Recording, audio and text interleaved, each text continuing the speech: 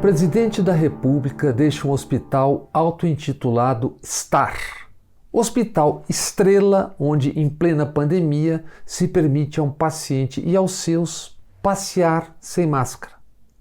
O presidente Messias Bolsonaro mente 7 vezes ao deixar o hospital estrela. Até 15 de julho, eram 3.352 mentiras em 926 dias de governo. Somem a isto mais estas 7 mentiras, fora as de hoje. A base de Bolsonaro na Câmara aprovou fundo eleitoral de 5,7 bilhões. Pegou muito mal. Por isso, Bolsonaro jogou a galinha pulando nos peitos do vice-presidente da Câmara, Marcelo Ramos, que respondeu acusando Bolsonaro e família pelos mortos na pandemia, pela fome, pelo propinoduto nas vacinas, pelo desemprego. Governo de desemprego recorde, 14,8 milhões de pessoas e outras quase 6 milhões que já desistiram de procurar emprego. Arthur Lira, presidente da Câmara e protagonista no Centrão, pôs para votar o projeto de lei 2633, que na prática vai legalizar terras griladas, ou seja, roubadas, em especial na Amazônia e Brasil afora dos que não têm acesso aos poderes, ao governo. Governo de um presidente que já editou 1.060 decretos, como por exemplo o do Armas para Todos. Qual a consequência dos decretos que liberaram armas? O Supremo Tribunal suspendeu esses decretos e ainda não tomou uma decisão final, mas enquanto não suspendia, os arsenais já tinham sido comprados. Também traficantes, milícias e paramilitares agradecem. Idem em relação ao meio ambiente, de legislação vitimada por 1.112 novas normas. A boiada passou. A Igreja Universal foi expulsa de Angola? Não tem problema. O vice-presidente, General Mourão, foi a Luanda e aproveitou para dar uma mãozinha à igreja do bispo Macedo. Ao presidente de Angola pediu pacificação. Mais de 540 mil mortos no genocídio Covid, com bandos se engalfinhando para roubar na compra de vacinas. 19 milhões passando fome, 116 milhões sem saber se terão o que comer até o fim do mês. Carne é para ricos e uma miragem para pobres e miseráveis, os 70 milhões de brasileiros. E assim chegamos às filas para a disputa de ossos.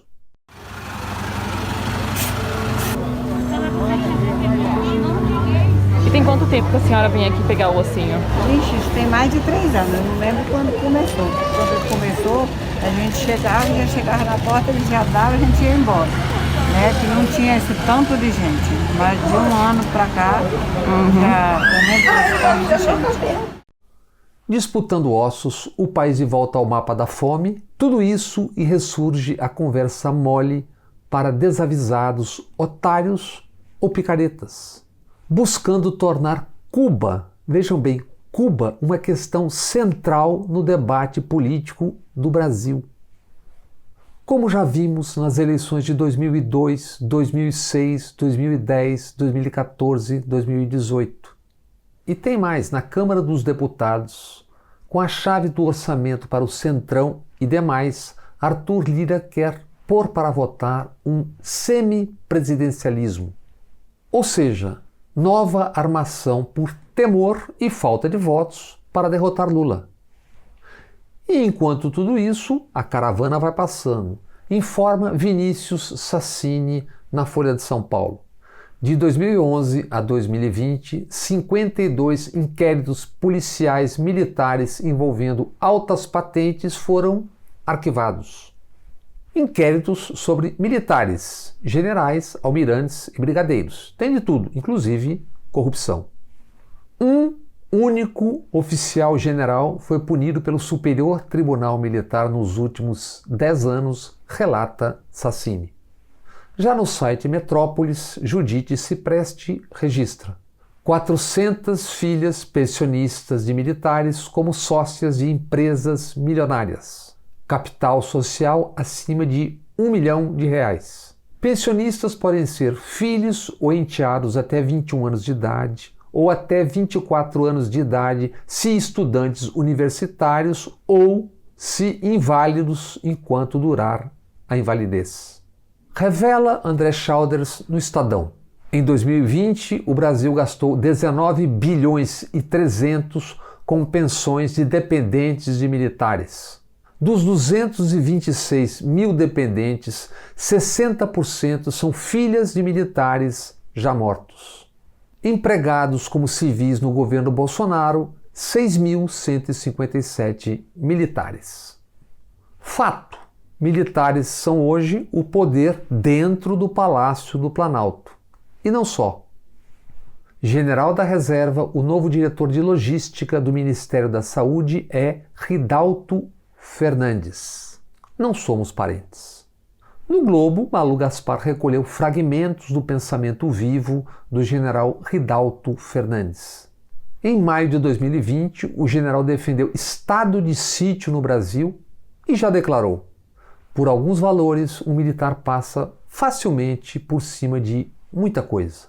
Disse também: por minha pátria eu morro e também mato e faço coisas que não vou listar aqui para não provocar chiliques. Palavras do general Ridalto. O general não precisa listar o que provocaria chiliques.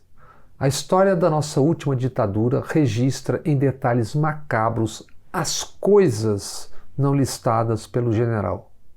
A exposição de tais fatos e dados é uma provocação? Não, é apenas uma constatação. Fatos e dados ajudam a entender por que os comandantes militares reagiram às investigações na CPI do genocídio, com uma nota absolutamente desproporcional em relação à fala de Omar Aziz, o presidente da CPI. Membros do lado podre das Forças Armadas envolvidos com falcatrua dentro do governo. Sempre que aqui lembramos a óbvia tutela militar, há quem aqui discorde e com veemência. O Brasil do século XX teve participação direta de militares em 9 crises políticas.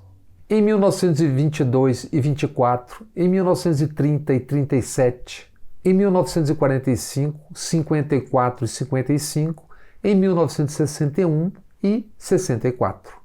E, em 2018, nos tweets do general Vilas Boas, então comandante do Exército. Aqueles tweets intimidando o Supremo Tribunal para tirar Lula da disputa presidencial. Agora tivemos os alertas contra a CPI, na nota dos comandantes militares e na fala do comandante da Aeronáutica, Brigadeiro Batista Júnior. Os alertas: militares citados ou envolvidos em investigações de corrupção não devem ser citados. Para não serem citados ou envolvidos, há ao menos 2 maneiras. Uma é a censura. Outra é eles não serem citados ou envolvidos em casos de corrupção. Manchete da Folha de São Paulo no sábado 17 de julho.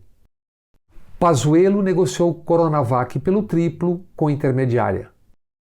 Ouçamos o que disse o general quando foi à CPI, com especial atenção para o tom da resposta ao final.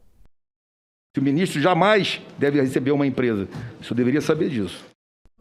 O general foi depor protegido por um habeas corpus. Assim, podia mentir sem correr o risco de ser preso. Temos agora como diretor de logística no Ministério da Saúde outro general, o Ridalto Fernandes. Não somos parentes. Vamos a outros fragmentos do pensamento vivo do general Ridalto Fernandes.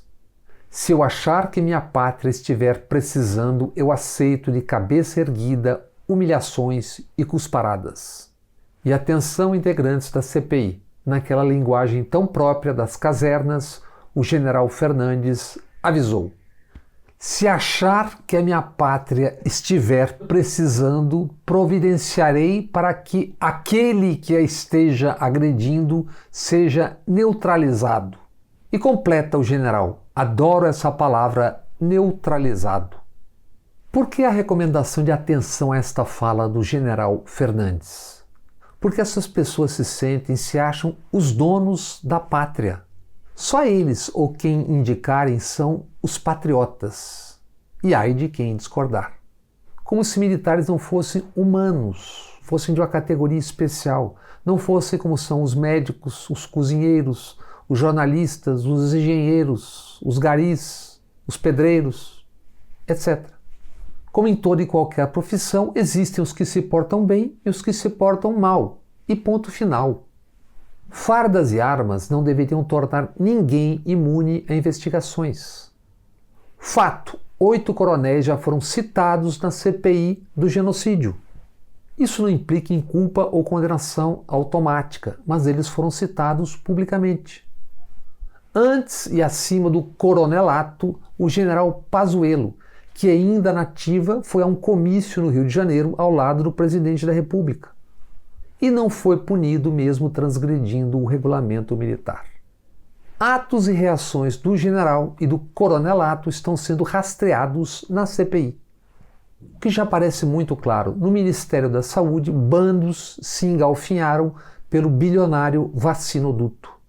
No mínimo para mostrar ao mercado acesso a outros dutos no Ministério da Saúde. E a nova suspeita também por um mensalinho no Ministério da Saúde. Quem não tem como saber e os que não querem saber agem como os que, sabendo, fingem não saber. Saber que, assim como civis, militares também podem ser seduzidos. É o fator humano. Intervenção militar, sempre invocada por amarelos que se enrolam na bandeira como se fossem seus donos. Como se na ditadura militar não tivessem existido incontáveis casos de grossa corrupção. Livros: A Chave do Tesouro, Os Mandarins da República e A Dupla Face da Corrupção. Nestes 3 livros de José Carlos de Assis, entre outros, esmiuçados casos clássicos de corrupção na ditadura. Vamos a eles. Caso Coroa Brastel, emissão de 375 bilhões de cruzeiros em títulos frios. Prejuízo para 34 mil aplicadores. 400 milhões de dólares no dólar de 1983. Em 82, o caso Delfim BNH. 6 bilhões de cruzeiros desviados de 3 milhões de cadernetas de poupança. Caso Capeme. Pecúlio dirigido por militares. Escândalo de 10 milhões de dólares no dólar dos anos 80. Caso Baumgarten. Envolvidos um sargento, 4 coronéis, 2 dos coronéis com o mesmo nome Ari, um general e o Serviço Nacional de Informações, o SNI, com 3 assassinatos neste caso. O jornalista Alexandre von Baumgarten, então o dono da revista O Cruzeiro, sua mulher, Janete Hansen, e o barqueiro Manuel. Escândalo do Banco Alice durante a ditadura Médici. 1 bilhão e 200 milhões de dólares no dólar dos anos 70. Escândalo Copersucar, 4 bilhões de cruzeiros. Escândalo Luftfala, dinheiro público para uma empresa em falência.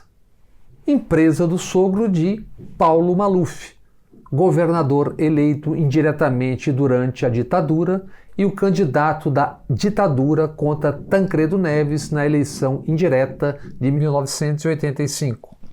Usinas nucleares Angra 1 e 2 com tecnologia alemã e com corrupção, denunciou a revista alemã Der Spiegel.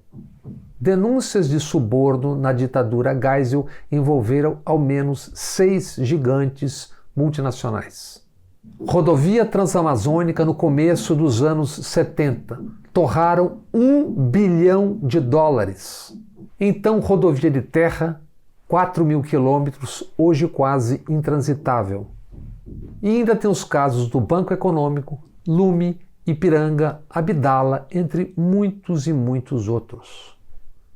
Como já dito, para quem não quer ou finge não saber, a ignorância pode ser um problema gravíssimo, se e quando somada à burrice astronômica, é um desastre anunciado.